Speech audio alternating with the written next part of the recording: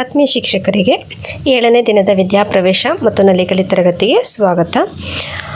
ಇಂದಿನ ದಿನದ ವಿಡಿಯೋದಲ್ಲಿ 7ನೇ ದಿನ ವಿದ್ಯಾಪ್ರವೇಶದಲ್ಲಿ ಯಾವೆಲ್ಲ ಚಟುವಟಿಕೆಗಳನ್ನು ನಿರ್ವಹಿಸಬೇಕು, ಹಾಗೆ ನಲಿಕಲಿ ತರಗತಿಯನ್ನು ಹೇಗೆ ನಿರ್ವಹಣೆ ಮಾಡಬೇಕು ಅನ್ನೋದ್ರ ಬಗ್ಗೆ ನಾನು ತಿಳಿಸ್ಕೊಡ್ತೀನಿ. ಇಲ್ಲಿ ಮೊದಲನೇ ಅವಧಿ ವಿದ್ಯಾಪ್ರವೇಶದಲ್ಲಿ ಸಂಬಂಧಪಟ್ಟಂತೆ ಶುಭಾಶಯ ವಿನಿಮಯ ಮತ್ತು ಮಾತುಕತೆ. ಈ ಒಂದು ಅವಧಿಯಲ್ಲಿ ಎಲ್ಲ ಮಕ್ಕಳನ್ನು 1, 2, 3 ತರಗತಿಯ ಮಕ್ಕಳನ್ನು ಚಪ್ಪಾಳೆ ತಟ್ಟುವ ಮೂಲಕ ಮತ್ತು ಚಿಟಿಕೆ ಹೊಡೆಯುವ ಮೂಲಕ ತರಗತಿಗೆ ಪ್ರವೇಶ ಮಾಡಿಸ್ಕೋಬೇಕು. ತದನಂತರ ಮಕ್ಕಳನ್ನು ವೃತ್ತಾಕಾರದಲ್ಲಿ ನಿಲ್ಲಿಸಿ ಇಲ್ಲಿ ಗುಡ್ ಮಾರ್ನಿಂಗ್ ಅನ್ನೋ ಒಂದು ಗ್ರೀಟಿಂಗ್ ಮೂಲಕ ಮಕ್ಕಳನ್ನು ಪರಿಚಯ ಮಾಡಿಕೊಂಡು ಆ ಮಕ್ಕಳಿಗೂ ಕೂಡ ಅದಕ್ಕೆ ರಿಪೀಟ್ ಆಗಿ ಅವರು ಕೂಡ ಗುಡ್ ಮಾರ್ನಿಂಗ್ ಟೀಚರ್ ಅಂತ ರಿಯಾಕ್ಟ್ ಮಾಡೋ ರೀತಿಯಲ್ಲಿ ನಾವು ಒಂದು ಆ್ಯಕ್ಟಿವಿಟಿಯನ್ನು ಮಾಡಿಸ್ಬೇಕಾಗತ್ತೆ. ಅದಾದ ನಂತರ 2 ಮತ್ತು 3ನೇ ತರಗತಿ ಮಕ್ಕಳನ್ನು ನಲಿಕಲಿ ಕನ್ನಡ ಅವಧಿಗೆ ಅಂದರೆ ಸೇತುಬಂಧ ಚಟುವಟಿಕೆಯನ್ನು ನಿರ್ವಹಿಸೋದಕ್ಕೆ ಅವರಿಗೆ ಮಾರ್ಗದರ್ಶನ ಮಾಡಿ ವಿದ್ಯಾಪ್ರವೇಶದ ಮಕ್ಕಳಿಗೆ ಮಾತುಕತೆ ಚಟುವಟಿಕೆಯನ್ನು ಆರಂಭಿಸಬೇಕು. ಇಲ್ಲಿ ಬೇಕೆ ತರಕಾರಿ ಎಂಬಂಥ ಒಂದು ಹಾಡನ್ನು ಹೇಳ್ಕೊಡ್ಬೇಕು ಅಂತ ಕೊಟ್ಟಿದ್ದಾರೆ. ಇದು ನಿಮಗೆ ಯೂಟ್ಯೂಬಲ್ಲಿ ಸಿಗುತ್ತೆ. ಯೂಟ್ಯೂಬಲ್ಲಿ ಬೇಕೆ ತರಕಾರಿ ಹಾಡನ್ನು ನೀವು ಸರ್ಚ್ ಮಾಡಿದ್ರೆ ಆ ಹಾಡು ಸಿಗುತ್ತೆ. ಅಕಸ್ಮಾತ್ ಗೊತ್ತಿದ್ರೆ ನೀವೇ ಹೇಳ್ಕೊಡಿ, ಅಥವಾ ತರಕಾರಿ ಬಗ್ಗೆ ಯಾವುದೇ ಹಾಡು ಗೊತ್ತಿದ್ರೂ ಹೇಳ್ಕೊಡಿ. ಇಲ್ಲಾಂದರೆ ಆ ಹಾಡನ್ನು ಅದನ್ನು ಯೂಟ್ಯೂಬಲ್ಲಿ ಹಾಕಿ ಕೇಳಿಸೋದ್ರ ಮೂಲಕ ಅಲ್ಲಿ ಬರುವಂತಹ ಹಾಡಿಗೆ ಪೂರಕವಾಗಿ ಕೆಲವೊಂದು ಪ್ರಶ್ನೆಗಳನ್ನು ಕೇಳಿ ಮಕ್ಕಳಿಗೆ ಇಷ್ಟವಾಗುವಂಥ ತರಕಾರಿ ಆಗಿರ್ಬೋದು, ಅವರು ಏನೇನೆಲ್ಲ ತಿಂದಿದ್ದಾರೆ, ಈ ರೀತಿಯಲ್ಲಿ ಅವರಿಗೆ ಅದಕ್ಕೆ ಸಂಬಂಧಪಟ್ಟಂಥ ಪ್ರಶ್ನೆಗಳನ್ನು ಕೇಳಿ ಮಕ್ಕಳೊಂದಿಗೆ ಮಾತುಕತೆಯನ್ನು ಮಾಡಬೇಕಾಗತ್ತೆ. ಇದಾದ ನಂತರ 2ನೇ ಅವಧಿ ನನ್ನ ಸಮಯ. ಈ ಒಂದು ಅವಧಿಯಲ್ಲಿ ಈಗಾಗಲೇ ನಾವು 3ನೇ ದಿನದಲ್ಲಿ ಕಲಿಕಾ ಸ್ಥಳಗಳ ಚಟುವಟಿಕೆಯನ್ನು ಪರಿಚಯ ಮಾಡಿಕೊಟ್ಟಿದ್ದೀವಿ. ಕೆಲವು ಮಕ್ಕಳು ಈಗಾಗಲೇ ಎಲ್ಲ 4 ಕಲಿಕಾ ಸ್ಥಳಕ್ಕೆ ಹೋಗಿ ಅಲ್ಲೇನು ಚಟುವಟಿಕೆಗಳಿತ್ತೋ ಅಷ್ಟು ಚಟುವಟಿಕೆಗಳನ್ನ ಮಾಡೋದನ್ನು ಕಲ್ತಿರ್ತಾರೆ. ಸೊ ಮತ್ತೊಮ್ಮೆ ಬೇಕಾದರೂ ಪುನರಾವರ್ತನೆ ಮಾಡ್ಬೋದು, ಅಥವಾ ಅದಕ್ಕೆ ಪೂರಕವಾಗಿ ಬೇರೆ ಚಟುವಟಿಕೆಗಳನ್ನು ಮಾಡಿಸ್ಬೋದು. ಅಥವಾ ಇನ್ನು ಯಾರ್ಯಾರು ಕಲಿಕಾ ಸ್ಥಳಕ್ಕೆ ಹೋಗಿಲ್ಲ, ಎಲ್ಲ ಕಲಿಕಾ ಸ್ಥಳಕ್ಕೂ ಹೋಗಿಲ್ಲ ಅಂಥ ಮಕ್ಕಳಿದ್ರೆ ಅವ್ರನ್ನ ಕೂಡ ಗಮನಿಸ್ಕೊಂಡು ಆ ಎಲ್ಲ ಮಕ್ಕಳು ಕೂಡ ಎಲ್ಲ ಕಲಿಕಾ ಸ್ಥಳಗಳಲ್ಲೂ ಇರುವಂಥ ಚಟುವಟಿಕೆಯನ್ನು ನಿರ್ವಹಿಸೋದಕ್ಕೆ ಮಾರ್ಗದರ್ಶನವನ್ನು ಮಾಡಬೇಕಾಗತ್ತೆ. ಸೊ ಅಲ್ಲಿ ಮಾರ್ಗದರ್ಶನ ಮಾಡೋದ್ರ ಮೂಲಕ ಜೊತೆಗೆ 2 ಮತ್ತು 3ನೇ ತರಗತಿ ಮಕ್ಕಳು ಕನ್ನಡ ಸೇತುಬಂಧಕ್ಕೆ ಸಂಬಂಧಪಟ್ಟಂತೆ ಏನು ಚಟುವಟಿಕೆಯನ್ನು ನಿರ್ವಹಿಸ್ತಾ ಇರ್ತಾರೋ ಅದಕ್ಕೆ ಅಗತ್ಯ ಸಲಹೆಗಳನ್ನು ಕೂಡ ನಾವು ಮಧ್ಯದಲ್ಲಿ ಕೊಡಬೇಕಾಗುತ್ತೆ. ಇಲ್ಲಿಗೆ 2ನೇ ಒಂದು ಅವಧಿ ಮುಕ್ತಾಯ ಆಗುತ್ತೆ. ಅಲ್ಲಿಗೆ 2 ಮತ್ತು 3ನೇ ತರಗತಿಯ ಕನ್ನಡ ಅವಧಿ ಮುಕ್ತಾಯ ಆಗುತ್ತೆ. ಇನ್ನು 3ನೇ ಅವಧಿ ಬುನಾದಿ ಸಂಖ್ಯಾ ಜ್ಞಾನ, ಇದು ವಿದ್ಯಾಪ್ರವೇಶಕ್ಕೆ. ಆ ಸಂದರ್ಭದಲ್ಲಿ 2 ಮತ್ತು 3ನೇ ತರಗತಿಗೆ ಗಣಿತ ಅವಧಿ ಆರಂಭ ಆಗುತ್ತೆ. ಸೊ ಗಣಿತ ಅವಧಿಗೆ ಸಂಬಂಧಪಟ್ಟಂತೆ ಗಣಿತ ಅಭ್ಯಾಸ ಸಹಿತ ಪಠ್ಯಪುಸ್ತಕದಲ್ಲಿರುವಂಥ ಚಟುವಟಿಕೆಯನ್ನು, ಸೇತುಬಂಧಕ್ಕೆ ಸಂಬಂಧಪಟ್ಟ ಚಟುವಟಿಕೆಯನ್ನು ನಿರ್ವಹಿಸೋದಕ್ಕೆ ಹೇಳಬೇಕು. ಮಾರ್ಗದರ್ಶನವನ್ನು ಮಾಡಿ 2 ತರಗತಿಗಳಿಗೂ ಕೂಡ 1ನೇ ತರಗತಿ ಮಕ್ಕಳಿಗೆ ಬುನಾದಿ ಸಂಖ್ಯಾ ಜ್ಞಾನದ ಒಂದು ಅವಧಿಯನ್ನು ಪ್ರಾರಂಭಿಸಬೇಕಾಗುತ್ತೆ. ಇಲ್ಲಿ ನನ್ನನ್ನು ಗುರುತಿಸು ಅಂತ ಹೇಳೋ ಒಂದು ಆಟ ಇದೆ, ಚಟುವಟಿಕೆ ಇದೆ. ಅದನ್ನು ನಾನು ವಿಡಿಯೋ ಕೊಟ್ಟಿದ್ದೀನಿ, ಅದರ ಮೂಲಕ ನೀವು ನೋಡಿ ಅದೇ ರೀತಿ ಆಡಿಸ್ಬೋದು. ಜೊತೆಗೆ 1ನೇ ತರಗತಿ ಗಣಿತ ಅಭ್ಯಾಸ ಪುಸ್ತಕದಲ್ಲಿನ ಪುಟ ಸಂಖ್ಯೆ 4ರಲ್ಲಿರುವಂತಹ IL 4ನೇ ಒಂದು ಚಟುವಟಿಕೆ ಹಾಳೆಯನ್ನು ನಿರ್ವಹಣೆ ಮಾಡಬೇಕಾಗುತ್ತೆ. ವಿನ್ಯಾಸದಲ್ಲಿ ಕಾಣೆಯಾದ ಭಾಗವನ್ನು ಹೊಂದಿಸೋಣ ಎಂಬಂಥ ಒಂದು ಚಟುವಟಿಕೆ ಹಾಳೆಯನ್ನು ಕೂಡ ಈ ಅವಧಿಯಲ್ಲಿ ನಿರ್ವಹಣೆ ಮಾಡಬೇಕಾಗುತ್ತದೆ. ಒಂದು ಟ್ರೇನಲ್ಲಿ ವಿವಿಧ ಆಕೃತಿಗಳಿರುವಂತಹ ವಸ್ತುಗಳನ್ನು, ಅಂದರೆ 2ಕ್ಕಿಂತ ಹೆಚ್ಚು ವಸ್ತುಗಳನ್ನು ಇಡಬೇಕು. ಒಂದೊಂದೇ ಮಗುವಿಗೆ ಆ ವಸ್ತುಗಳನ್ನು, ಒಂದೇ ರೀತಿಯ ಆಕೃತಿ ಇರುವಂಥ ವಸ್ತುಗಳನ್ನು ನಾವಲ್ಲಿ ತೆಗೆದು ಒಂದು ಕಡೆಗೆ ಗುಂಪು ಮಾಡಿ ಇಡಲಿಕ್ಕೆ ಹೇಳಬೇಕಾಗತ್ತೆ. ತದನಂತರ ಆ ಮಕ್ಕಳು ಯಾವ ಒಂದು ಆಧಾರದ ಮೇಲೆ ಗುಂಪುಗಳನ್ನಾಗಿ ಮಾಡಿದ್ದಾರೆ ಅನ್ನೋದನ್ನು ಮಕ್ಕಳಿಂದ ಹೇಳಿಸ್ಬೇಕಾಗತ್ತೆ. ಜೊತೆಗೆ ಮಕ್ಕಳಿಗೆ ಅರ್ಥ ಆಗಲಿಲ್ಲ ಅಂದರೆ ನಾವೇ ಮಕ್ಕಳಿಗೆ ಆಕಾರ ಅಥವಾ ಬಣ್ಣಗಳ ಆಧಾರದ ಮೇಲೆ ನಾವು ಅದನ್ನು ಜೋಡಿಸಿದ್ದೀವಿ ಅನ್ನೋ ಒಂದು ಕಾನ್ಸೆಪ್ಟನ್ನು ಹೇಳ್ಕೊಡ್ಬೇಕಾಗತ್ತೆ. ಮತ್ತು ಇಲ್ಲಿ ಆಕಾರಗಳಿಗೆ ಸಂಬಂಧಪಟ್ಟಂತೆ ಜೋಡಿಸಿದ ಮೇಲೆ ಮತ್ತು ಬಣ್ಣಗಳಿಗೆ ಸಂಬಂಧಪಟ್ಟಂತೆ ಕೂಡ ಒಂದೇ ರೀತಿಯ ಬಣ್ಣವಿರುವ ವಸ್ತುಗಳನ್ನು ಒಂದು ಗುಂಪು ಮಾಡೋದು, ಈ ರೀತಿಯಲ್ಲೂ ಕೂಡ ಚಟುವಟಿಕೆಯನ್ನು ಈ ಒಂದು ಚಟುವಟಿಕೆಯನ್ನು ಈ ವಿಧಾನದಲ್ಲೂ ಕೂಡ ಮಾಡಿ ತಿಳಿಸ್ಕೊಡ್ಬೇಕಾಗತ್ತೆ. ನಂತರ 4ನೇ ಅವಧಿ ಸೃಜನಶೀಲ ಕಲೆ. ಈ ಒಂದು ಅವಧಿಯಲ್ಲಿ ಚಟುವಟಿಕೆ ಆಕೃತಿಗಳನ್ನು ಅಂಟಿಸು ನನ್ನ ಹುಡುಕು ಎಂಬಂಥ ಒಂದು ಚಟುವಟಿಕೆ. ಇದಕ್ಕೆ ಸಂಬಂಧಿಸಿದ ವಿಡಿಯೋ ಇದೆ, ಅದರಂತೆ ನೀವು ನಿರ್ವಹಣೆ ಮಾಡ್ಬೋದು. ಜೊತೆಗೆ ಇಲ್ಲೂ ಕೂಡ ಆರೋಗ್ಯ ಮತ್ತು ಪರಿಸರಕ್ಕೆ ಸಂಬಂಧಪಟ್ಟಂತಹ ಪಠ್ಯಪುಸ್ತಕದಲ್ಲಿನ 3ನೇ ಪುಟದಲ್ಲಿರುವಂತಹ HW3 ಹೇಳಿದ ಸಂಖ್ಯೆಗಳಿಗೆ ನೀಡಿದ ಬಣ್ಣ ಹಾಕು ಎಂಬಂಥ ಒಂದು ಚಟುವಟಿಕೆ ಹಾಳೆಯನ್ನು ಕೂಡ ನಿರ್ವಹಣೆ ಮಾಡಬೇಕಾಗುತ್ತೆ. ಈ ಒಂದು ಚಟುವಟಿಕೆಯಲ್ಲಿ ಬಣ್ಣದ ಹಾಳೆಗಳನ್ನು ಕೊಟ್ಟು ಅಲ್ಲಿ ವಿವಿಧ ರೀತಿಯ ಆಕೃತಿಗಳು, ಆಯತ, ವೃತ್ತ, ಚೌಕ, ತ್ರಿಭುಜ, ಇವುಗಳನ್ನು ಮಕ್ಕಳಿಂದನೇ ಒಂದು ಮಾಡೆಲ್ಗಳನ್ನ ಕೊಟ್ಟು ಅವುಗಳನ್ನ ತಯಾರಿಸ್ಕೊಳ್ಳಿಕ್ಕೆ ಹೇಳಬೇಕು. ನಂತರ ಅವುಗಳನ್ನ ಕಟ್ ಮಾಡಿ ನೆಕ್ಸ್ಟ್ ವೈಟ್ ಶೀಟಲ್ಲಿ ಆ ಆಕೃತಿಗಳನ್ನು ಅಂಟಿಸುವಂಥ ಒಂದು ಕೆಲಸವನ್ನು ಈ ಒಂದು ಅವಧಿಯಲ್ಲಿ ಮಾಡಬೇಕಾಗುತ್ತೆ. ಅಲ್ಲಿಗೆ ಬೆಳಗಿನ ವಿದ್ಯಾಪ್ರವೇಶದ 4 ಅವಧಿಗಳು ಹಾಗೂ ನಲಿಕಲಿಯ 2 ಅವಧಿಗಳು ಕಂಪ್ಲೀಟಾಗಿ ಮುಗಿಯುತ್ತೆ. ಇನ್ನು ಮಧ್ಯಾಹ್ನದ ಭಾಷಾಭಿವೃದ್ಧಿ ಅವಧಿ ಮೊದಲನೇ ಅವಧಿ ವಿದ್ಯಾಪ್ರವೇಶದಲ್ಲಿ. ಈ ಅವಧಿಯಲ್ಲಿ 1ನೇ ತರಗತಿ ಮಕ್ಕಳಿಗೆ ಭಾಷಾಭಿವೃದ್ಧಿಯಲ್ಲಿ 3 ಕ್ಷೇತ್ರಗಳನ್ನು ಮೂರು ಕ್ಷೇತ್ರಗಳಿಗೆ ಸಂಬಂಧಪಟ್ಟ ಚಟುವಟಿಕೆ ನಿರ್ವಹಿಸ್ತೀವಿ. ಜೊತೆಗೆ 2 ಮತ್ತು 3ನೇ ತರಗತಿಗೆ ಮೊದಲಿಗೆ ಇಂಗ್ಲೀಷ್ ಅವಧಿ ಇದ್ದರೆ ಇಂಗ್ಲೀಷ್ ಅವಧಿಯ ನಿರ್ವಹಣೆ ಆಗುತ್ತೆ, ಇಲ್ಲ ಪರಿಸರ ಅವಧಿ ಇದ್ದರೆ ಪರಿಸರ ಅಧ್ಯಯನದ ಅವಧಿ ನಿರ್ವಹಣೆ ಆಗುತ್ತೆ. ಅಲ್ಲಿ ನೀವು ಟೈಮ್ ಟೇಬಲ್ ಪ್ರಕಾರ ನಿರ್ವಹಣೆ ಮಾಡ್ಕೊಳ್ಳಿ. ಅಕಸ್ಮಾತ್ ಇಂಗ್ಲೀಷ್ ಅವಧಿಯನ್ನು ಮಾಡ್ಕೊಂಡಿದ್ರೆ ಮಧ್ಯಾಹ್ನದ ಮೊದಲ ಅವಧಿಯಲ್ಲಿ ಇಂಗ್ಲೀಷ್ ವಿಷಯಕ್ಕೆ ಸಂಬಂಧಪಟ್ಟಂತೆ RWದಲ್ಲಿ ಎಷ್ಟನೇ ದಿನದ ಒಂದು ಚಟುವಟಿಕೆಯನ್ನು ನಿರ್ವಹಿಸ್ತಿರ್ತೀರಾ ಅಲ್ಲಿ ಯಾವ ಒಂದು ಕಲಿಕಾ ಕಾರ್ಡ್ಗಳನ್ನು ಕೊಟ್ಟು ಅಲ್ಲಿ ಚಟುವಟಿಕೆಯನ್ನು ನಿರ್ವಹಿಸಬೇಕು ಆ ಕಾರ್ಡ್ಗಳನ್ನು ಕೊಟ್ಟು ಅಲ್ಲಿ ಮಾರ್ಗದರ್ಶನವನ್ನು ಮಾಡಿ 30 ನಿಮಿಷಗಳವರೆಗೆ RW ಚಟುವಟಿಕೆಯನ್ನು ನಿರ್ವಹಿಸೋದಕ್ಕೆ ತಿಳಿಸಿ ಭಾಷಾಭಿವೃದ್ಧಿಯ ಆಲಿಸುವುದು ಮತ್ತು ಮಾತನಾಡುವುದು ಎಂಬ ಕ್ಷೇತ್ರಕ್ಕೆ ಸಂಬಂಧಿಸಿದಂತೆ ಹೆಸರಿನ ಆರಂಭಿಕ ಅಕ್ಷರದಿಂದ ವಸ್ತುವನ್ನು ಪತ್ತೆ ಹಚ್ಚುವುದು ಎಂಬಂಥ ಚಟುವಟಿಕೆಯನ್ನು ನಿರ್ವಹಣೆ ಮಾಡಬೇಕು. ಇದನ್ನು ಹೇಗೆ ಮಾಡಬೇಕು ಅಂದರೆ ಉದಾಹರಣೆಗೆ ನಾವು ಒಂದು ವಸ್ತುವನ್ನು ಮನಸ್ಸಲ್ಲಿ ಇಟ್ಕೋಬೇಕು. ಆ ವಸ್ತುವಿಗೆ ಸಂಬಂಧಪಟ್ಟಂತೆ ಅದರ ಬಣ್ಣ ಆಗಿರ್ಬೋದು, ಅದರ ಆಕಾರ ಆಗಿರ್ಬೋದು, ಅದು ಎಲ್ಲಿರುತ್ತೆ ಅನ್ನೋ ಒಂದು ಇಷ್ಟು ಕ್ಲೂಗಳನ್ನ ಕೊಟ್ಟು ಆ ಮಗು ಆ ಒಂದು ವಸ್ತುವಿನ ಹೆಸರನ್ನು ಮತ್ತು ಅಲ್ಲಿ ವಸ್ತುವಿನ ಹೆಸರಿನ ಮೊದಲನೇ ಅಕ್ಷರವನ್ನು ಕೂಡ ನಾವು ಕ್ಲೂ ಕೊಡಬೇಕಾಗುತ್ತೆ. ಅಷ್ಟನ್ನು ಕೊಟ್ಟು ಆ ಹೆಸರೇನು ಅನ್ನೋದನ್ನು ಮಗು ಸೂಚಿಸಬೇಕು. ಇದಕ್ಕೆ ಸಂಬಂಧಪಟ್ಟಂತೆ ವಿಡಿಯೋ ಇದೆ, ಅದೇ ರೀತಿಯಲ್ಲಿ ನೀವು ನಿರ್ವಹಣೆ ಮಾಡಬಹುದು. ಈಗ ನಾನು ಕೆಲವೊಂದು ಕ್ಲೂ ಕೊಡ್ತೀನಿ. ಆ ಕ್ಲೂ ಕೊಟ್ಟಾದ ನಂತರ ನೀವೇನು ಮಾಡಬೇಕು, ನಾನೊಂದು ಹಣ್ಣಿನ ಹೆಸರು ಅಥವಾ ತರಕಾರಿ ಹೆಸರು ಅಂತ ಹೇಳ್ತೀನಿ. ಅದು ಯಾವ ಅಕ್ಷರದಿಂದ ಸ್ಟಾರ್ಟ್ ಆಗುತ್ತೋ ಅಂತ ಅಕ್ಷರನೂ ಹೇಳ್ತೀನಿ, ಫಸ್ಟ್ನೇ ಅಕ್ಷರನ. ನೀವು ಮುಂದಕ್ಕೆ ಅದು ಯಾವ ತರಕಾರಿ ಅಥವಾ ಯಾವ ಹಣ್ಣು ಅಂತ ಹೇಳಬೇಕು. ಆಯಿತಾ? ಹೇಳ್ತೀರಲ್ಲ? ಓಕೆ. ಹಾಂ, ಈಗ ಅದು ಕೆಂಪು ಬಣ್ಣದಲ್ಲಿರುತ್ತೆ. ಅದು ಒಂದು ಹಣ್ಣು. ಅದರ ಹೆಸರು ಸಾಯಿಂದ ಸ್ಟಾರ್ಟ್ ಆಗುತ್ತೆ. ಕೆಂಪು ಬಣ್ಣದಲ್ಲಿರುತ್ತೆ. ಸಾ ಅಥವಾ ಸೇ ಆ ಥರ ಶುರು ಆಗುತ್ತೆ.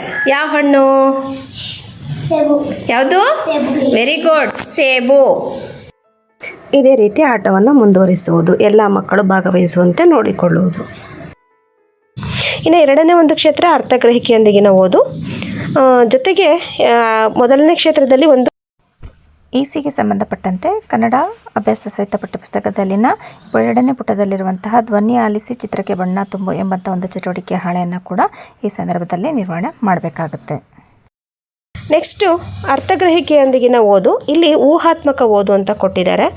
ಇದನ್ನು ಹೇಗೆ ಮಾಡಬೇಕು ಅಂದರೆ ಚಿತ್ರಗಳನ್ನೊಳಗೊಂಡಂಥ ಪುಸ್ತಕಗಳ ಸಚಿತ್ರ ಕೋಶವನ್ನು ಇಟ್ಕೋಬೇಕು ಅಥವಾ ಸರಣಿ ಚಿತ್ರಕಥೆ ಅಥವಾ ಕತೆ ಪುಸ್ತಕವನ್ನು ನೋಡಿ ಅಲ್ಲಿರುವಂಥ ಸನ್ನಿವೇಶ ಮತ್ತು ಊಹೆಯನ್ನು ಮಾಡಿ ಓದಬೇಕಾಗತ್ತೆ. ಇದಕ್ಕೆ ನೀವು 1ನೇ ತರಗತಿ ಅಥವಾ 2ನೇ ತರಗತಿಯಲ್ಲಿರುವಂತಹ ಸನ್ನಿವೇಶ ರಚನೆ ಕಾರ್ಡ್ಗಳನ್ನು ಬಳಸ್ಕೋಬೋದು. ಅಲ್ಲಿರೋ ಚಿತ್ರ ಗಮನಿಸಬೇಕು, ಅಲ್ಲಿ ಏನು ನಡೀತಿದೆ ಅನ್ನೋದನ್ನು ಮಗು ಹೇಳಲಿಕ್ಕೆ ಪ್ರಯತ್ನ ಪಡಬೇಕು. ಅಷ್ಟನ್ನು ಮಾತ್ರ ಮಾಡಿಸಿದ್ರೆ ಆಗುತ್ತೆ. ಇನ್ನು 3ನೇ ಒಂದು ಕ್ಷೇತ್ರ ಉದ್ದೇಶಿತ ಬರಹ. ಈ ಒಂದು ಉದ್ದೇಶಿತ ಬರಹಕ್ಕೆ ಹೋಗುವ ಮುಂಚೆ ನಾವೇನು ಮಾಡಬೇಕಾಗತ್ತೆ, 2 ಮತ್ತು 3ನೇ ತರಗತಿಗೆ LS ಆ್ಯಕ್ಟಿವಿಟಿಗಳನ್ನ ಮಾಡಬೇಕಾಗತ್ತೆ. ಯಾಕೆಂದರೆ 30 ನಿಮಿಷ RW ಚಟುವಟಿಕೆ ನಿರ್ವಹಿಸಿರ್ತಾರೆ. ತದನಂತರ 20 ನಿಮಿಷ LS ಚಟುವಟಿಕೆ ಮಾಡಬೇಕಾಗಿರುತ್ತೆ. ಇಲ್ಲಿ ಅರ್ಥಗ್ರಹಿಕೆಯೊಂದಿಗಿನ ಓದು, ಅದರಲ್ಲಿ ಊಹಾತ್ಮಕ ಓದು, ಸನ್ನಿವೇಶ ರಚನಾ ಕಾರ್ಡನ್ನು ಕೊಟ್ಟು ಅದನ್ನು ಅಬ್ಸರ್ವ್ ಮಾಡಲಿಕ್ಕೆ ಹೇಳಿ ನಾವೇನು ಮಾಡಬೇಕಾಗತ್ತೆ, 2 ಮತ್ತು 3ನೇ ತರಗತಿ ಮಕ್ಕಳಿಗೆ LS ಕಾರ್ಡ್ನ ಚಟುವಟಿಕೆಗಳನ್ನು ನಿರ್ವಹಣೆ ಮಾಡಬೇಕಾಗತ್ತೆ. ಅಷ್ಟರೊಳಗಡೆ ಮಕ್ಕಳು ಏನು ಮಾಡಿರ್ತಾರೆ, ಒಂದು ಸನ್ನಿವೇಶ ರಚನಾ ಕಾರ್ಡನ್ನು ನೋಡಿಕೊಂಡು ಅಬ್ಸರ್ವ್ ಮಾಡಿರ್ತಾರೆ, ಅಲ್ಲಿ ಏನಿದೆ ಅನ್ನೋದನ್ನು ಊಹೆ ಮಾಡಿರ್ತಾರೆ.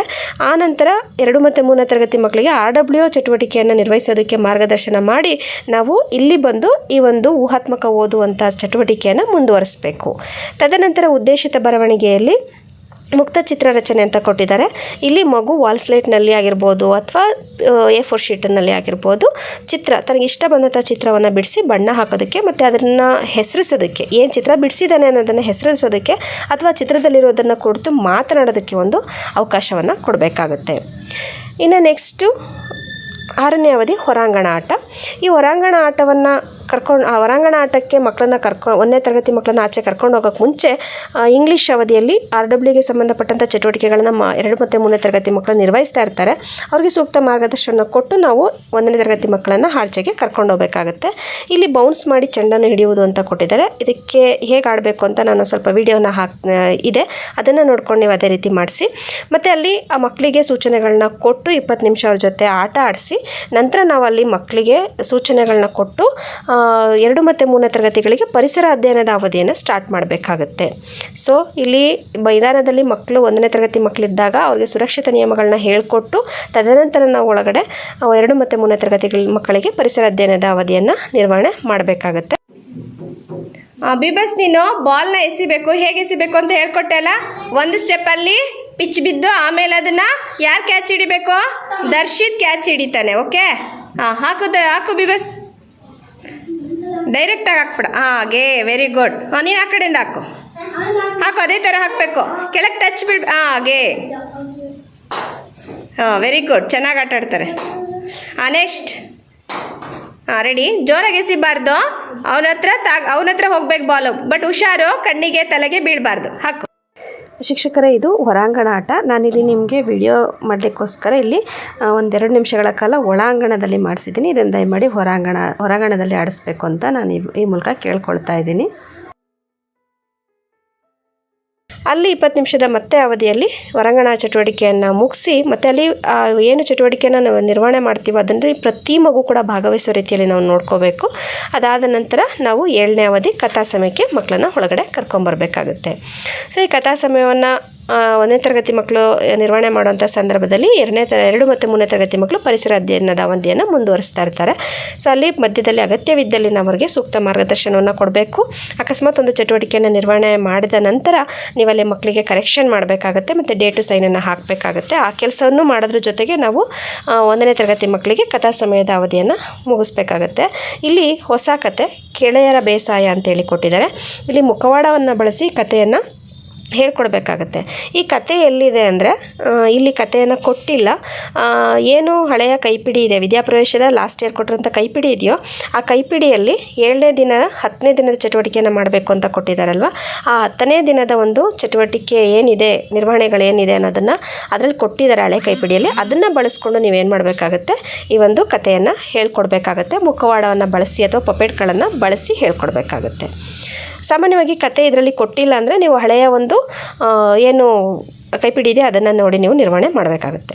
ಇನ್ನು ಕೊನೆಯ ಅವಧಿ ಮತ್ತೆ ಸಿಗೋಣ. ಇದರಲ್ಲಿ ಇಡೀ ದಿನದ 7 ಅವಧಿಗಳಲ್ಲಿ ನಿರ್ವಹಣೆ ಮಾಡಿದಂಥ ಚಟುವಟಿಕೆಗಳನ್ನು ಪುನರಾವರ್ತನೆಗೊಳಿಸಿ ಮತ್ತು ಅಲ್ಲಿ ಯಾವ್ದಾದ್ರು ಒಂದು ಚಟುವಟಿಕೆ ಬಗ್ಗೆ ಮಕ್ಕಳಿಗೆ ಮನೆ ಕೆಲಸವನ್ನು ಕೊಡೋದ್ರ ಮೂಲಕ ಮತ್ತೊಂದು ಹೊಸ ಚಟುವಟಿಕೆಯನ್ನು ಯೋಜನೆ ಮಾಡಿಕೊಂಡು ಮುಂದಿನ ದಿನದಲ್ಲಿ ನಾಳೆ ದಿನಕ್ಕೆ ಏನೇನೆಲ್ಲ ಪೂರಸಿದ್ಧತೆ ಬೇಕು ಅದನ್ನು ಮಾಡಿಕೊಂಡು ಈ ಒಂದು ದಿನದ ವಿದ್ಯಾಪ್ರವೇಶ ಚಟುವಟಿಕೆಯನ್ನು ಪೂರ್ಣಗೊಳಿಸಬೇಕಾಗುತ್ತೆ.